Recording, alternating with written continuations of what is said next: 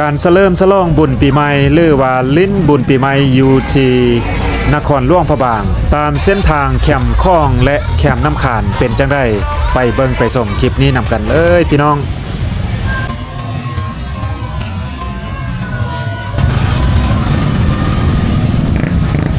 สบายดีปีใหม่ท่านผู้ชมทุกคนตอนนี้อุ่นใจอยู่ที่เส้นทางเขตแคมป์น้ำคลองพี่น้องอยู่เทิงนี้ก็เป็นวัดเสียงทองจุดนี้อยู่ทาวัดเสียงทองเนาะพี่น้องรถติดกันเลยพี่น้องรถไล่คนไล่อีกป้าเบิ่งรถคันนี้พี่น้องเอ้ยสุดยอด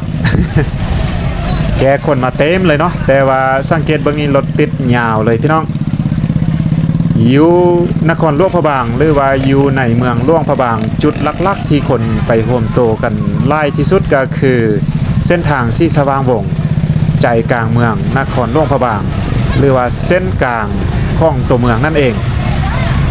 แต่ว่าเส้นนั้นเพิ่นบ่ให้รถผ่านมีแต่คนอย่างเดียวอัดแน่นกันเลยพี่น้องแต่ว่าสำหรับคลิปนี้อุ่นใจจะพาไปย่างเลาะเบิ่งเส้นทางเส้นนี้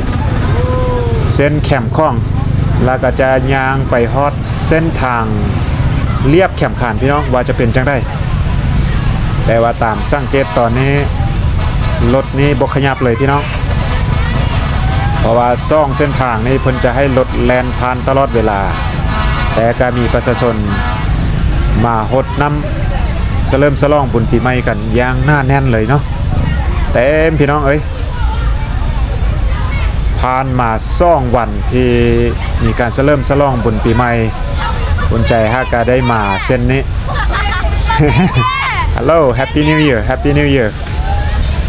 มื้อนี้ถือว่าเป็นมื้อสุดท้ายของการเฉลิมฉลองบุญปีใหม่พี่น้องวันที่16เพราะว่าอยู่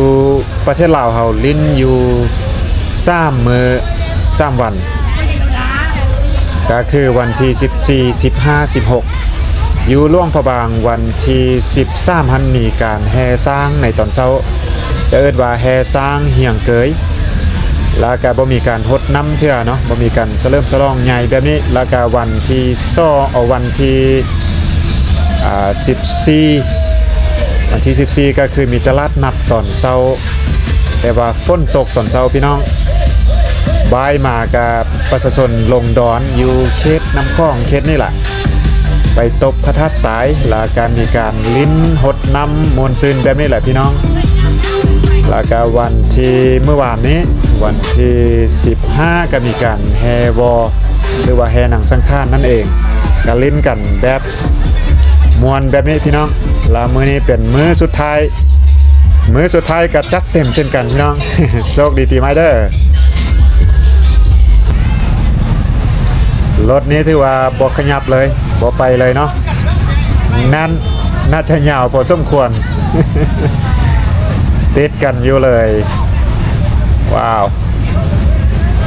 ก็บ่มีเจ้าหน้าที่มาเคลียร์เนาะเคสนี้ก็ถือว่าติดกันแบบนี้แหละพี่น้องเอ้ย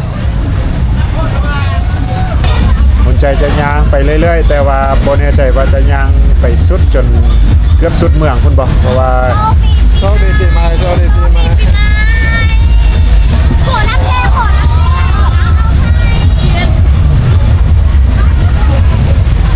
ย่างเอาไวกว่าพี่น้องเคสนี้ย่างเอาไวกว่าเพราะว่าขี่รถนี้ติดคนใจย่างมานี่ได้ฮอด30นาทีแล้วรถยังบ่เคลื่อนพี่น้องบ่แน่ใจว่าติดไปจนตลอดเส้นทางนี้บ่เพราะว่าเส้นกลางเมืองหลวงพระบางนี่ถือว่าตัดบ่ให้รถแล่นผ่านเนาะก็เลยว่ามีแค่2เส้นทางนี่เรียบแคมป์ขานแล้วก็แคมป์คลองและอีกอย่างมันเป็นวันเวย์เนาะขี่ไปได้ทางเดียวพี่น้องกลับก็บ่ได้ก็ได้ช่วยโอกาสคนอยู่เขตนี้พี่น้องกดน้ำแบบสบายเลยว่ารถติดเขตนี้ล่ะบางคนนี่ก็ตั้งขี่รถเลาะกดน้ำโดยเฉพาะเพราะว่าจะเป็นรถจักรหรือรถกระบะแต่ว่านันกระบะนี่ก็อันตรายเด้อพี่น้องเด้อใจระมัดระวังก็ดีเหมือนกันเนาะโถลิ้นซี่ก็มีพี่น้องซี่ก็มีแต่ว่าอยู่เส้นใจกลางเมือง ตามที่อุ่นใจลิ้นไป2 วันบ่มีซี่เนาะมีแต่แป้งพี่น้องขาแป้งอย่างเดียวลงมาลงที่ลิ้นซี่ลิ้นแป้งเปียกมัดเมืองวันนี้พี่น้อง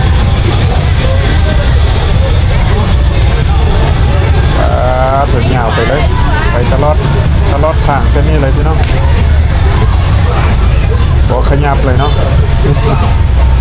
ขยับเลยเห็นเจ้าหน้าที่อยู่ทางหน้าพุ่นน่าจะเคลียร์ทางพี่น้องคือว่ารถเจ้าหน้าที่กระติดเช่นกันบอกโอ้อยู่ทางหน้าพุ่นฟาวบ่ได้เด้อพี่น้องฟาวบ่ได้เล่งบ่ได้ต้องเปิดเผยแบบนี้ยางเอาปะรถไปก่อนพี่น้องว้าวน้ำจัดระวังเย็บปีนกันเนาะระวังเย็บปีนกันพี่น้องเข้าไปเด้อเข้าไปเด้อพี่น้องเอ้ยเจ้าหน้าที่กระติดพี่น้องเอ้ยท่านผู้ชมเจ้าหน้าที่กระติดมีเจ้าหน้าที่คนหนึ่งเคลียร์ทางอยู่ทางหน้าคอยขยับ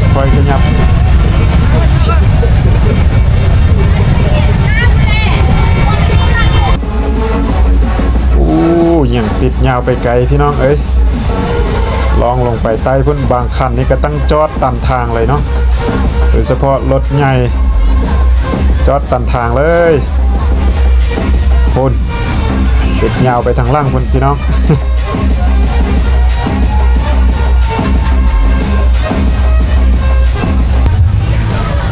ในแต่ละวันผ่านมาถือว่าประชาชนลิ้นกันจนฮอดเที่ยงคืนพุ่นแล้วพี่น้อง11 โมงบางจุดบางบอนแต่ว่าคนแน่นแบบนี้ไปจนฮอดประมาณ10 โมงครึ่งตอนคืนเพราะว่าตอนนี้ก็เริ่มแดงแล้วแต่เป็นใกล้ตกดินแล้วแต่คนกำลังลังไล่กันเข้ามาว้าว ทาแป้งพี่น้องทาแป้ง Happy New Year สบายดีปีใหม่ทุกคน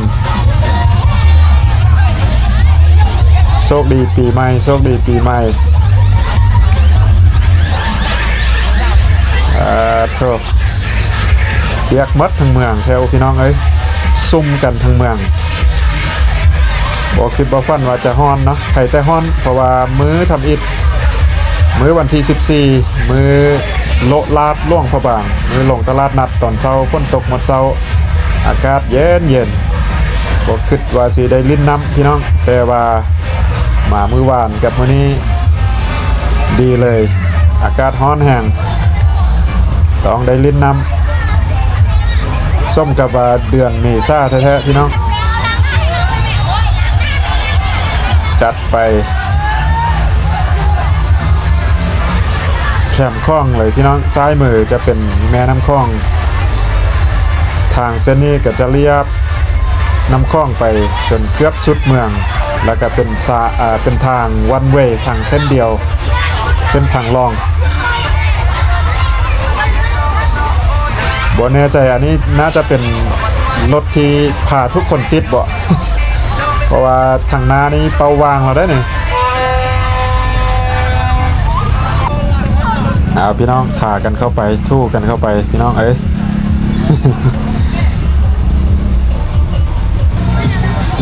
โอเคตอนนี้คุณใจจะยางขึ้นไปถ้าเขตเส้นกลางเราจะยางลงไปแคมป์น้ำขานสิพาไปเบิ่งเส้นทางเลียบแคมป์แม่น้ำขานว่าจะเป็นจังได้จะคึกขึ้นแบบนี้หรือบ่ไปเบิ่งไปชมนำกันตอนนี้อุ่นใจมาอยู่เส้นทางที่ว่าลองลงไปเส้นแคมป์ขานพี่น้องเขตนี้มีฝรั่งการเล่นอยู่แต่บ่หลายปานใดช่วงเดือนเมษาเป็นฤดูกาลท้ายฤดูกาลท่องเที่ยวนักท่องเที่ยวก็อาจจะบ่หลายปานใดแต่ว่าก็มีบางคนบางกลุ่มที่ว่ามาเพื่องานนี้โดยเฉพาะบุญปีใหม่ลาวเขตนี้ก็บ่หลายปานใดพี่น้องรถบ่หลายปานใดแต่ก็ยังพอมีคนเล่นอยู่เดี๋ยวอุ่นใจจะพาย่างลองตาม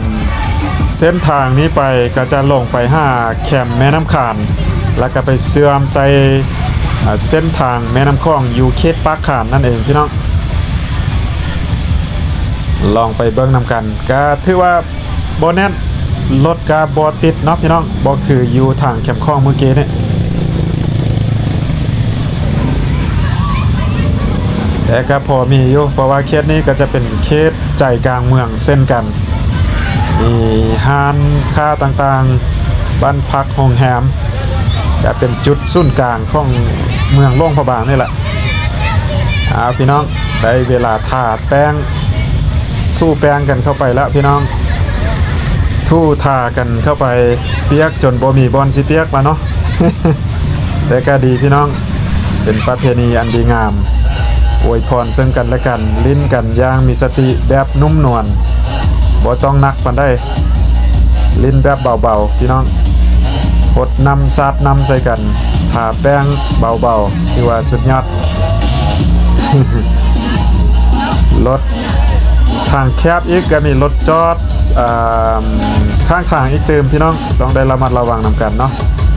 อันนี้ก็ส่วนทางขึ้นมาเพราะว่าทางนี้จะเป็นทางล่องเป็น one way เนาะลงมาเขตนี้ถือว่าไกลกับน้ำขานแล้วท่านผู้ชมก่อนสิไปฮอดน้ำขานนี่คือว่าบ่มีคนละเขตนี้นะบ่มีคนฮดน้ำละจุดนี้เป็นจุดติดแคมป์คานเลยบ่มีประชาชนบ่มีบ้านเฮือนของประชาชนก็เลยว่าเงียบบ่มีคนฮดน้ำเนาะเงียบเลยจุดนี้มีแต่รถจอดอย่างเดียวทางขวามือเป็นแม่น้ำขานแล้วก็ซ้ายมือจะติดกับภูซี่เขตตีนภูซี่น้ำขานปีนี้ก็แห้งไล่พี่น้องเบิ่งแต่ขวามือนี้น้ำแห้งแต่ว่าเพิ่นยังมีโครงการก่อต้านเจือนอยู่ทางขวามือก็เลยว่าเป็นจังสิหลังจากก่อต้านเจือนสำเร็จนี้อาจจะเปลี่ยนรูปร่างแล้วก็สวยงามขึ้นแคมป์คานอยู่ที่หลวงพระบางจุดนี้ก็เป็นจุดที่ว่าทุกๆปีมีการส่วงเหืออยู่ยืงขานจุดนี้เลยไปต่อพี่น้องอุ่นใจจะพาย่างไปต่อจนเกือบฮอดสุดปักขานพุ่นละพี่น้องเอ้ยลองไปเบิ่งนำกันเคสนี้บ่มีคนลิ้นไล่ปานได้คือว่ายักว่าเงียบเมื่อวานนี้ได้ยินว่าเคสนี้คนลิ้นไล่แต่ว่ามื้อนี้เงียบพี่น้องเริ่มไกลฮอดปักขานก็เริ่มเห็นคนไล่ขึ้นเพราะว่าจุดนี้ก็เป็นจุดสุ่มสนจะมีคนลิ้นไล่ขึ้นเต็มแต่ว่าผู้ได้ยักไปบอลแน่นๆมวนมันแบบเต็มสปีดแล้วมันไปอยู่เส้นแคมป์คลองพี่น้องผ่านมาเมื่อกี้เรือว่าอยู่เส้นทางใจกลางเมืองหลวงพระบางเส้นทางสีสว่างวงหรือว่าจัดเต็มอยู่เขตนั้นบ่มีรถอีกเขตนี้ก็ต้องได้ระวังหน่อยนึงเพราะว่ารถแล่นไปแล่นมา โชคดีปีใหม่เด้อทุกคนโชคดีปีใหม่ตอนนี้เรายับเข้ามาใกล้เขตปักขานใกล้จะเสื่อมกับเส้นทางเลียบแคมแม่น้ำคลองเห็นรถเริ่มติดละน่าจะแม่นติดตั้งแต่แคมคลองพุ่นแหละมาฮอตที่ว่าเห็นเมื่อกี้นี่พี่น้องรถเริ่มติดแต่พี่ไปเลยเนาะจะติดยาวพอสมควรไปเรื่อยๆพี่น้องไปเรื่อยๆนั่งกระบะแบบนี้ต้องได้ระวังหน่อยนึงเด้อพี่น้องเอ้ยเรียบตามแคมทางเพิ่นก็เริ่มเปิดไฟแล้วใกล้ค่ำแล้วพี่น้องฮัลโหลเต้นพี่น้องเต้นเข้าไป โชคดีปีใหม่โชคดีปีใหม่พี่น้อง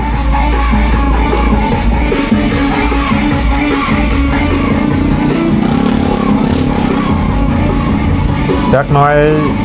ล่างจากตะเวนตกดินก็อาจจะเย็นขึ้น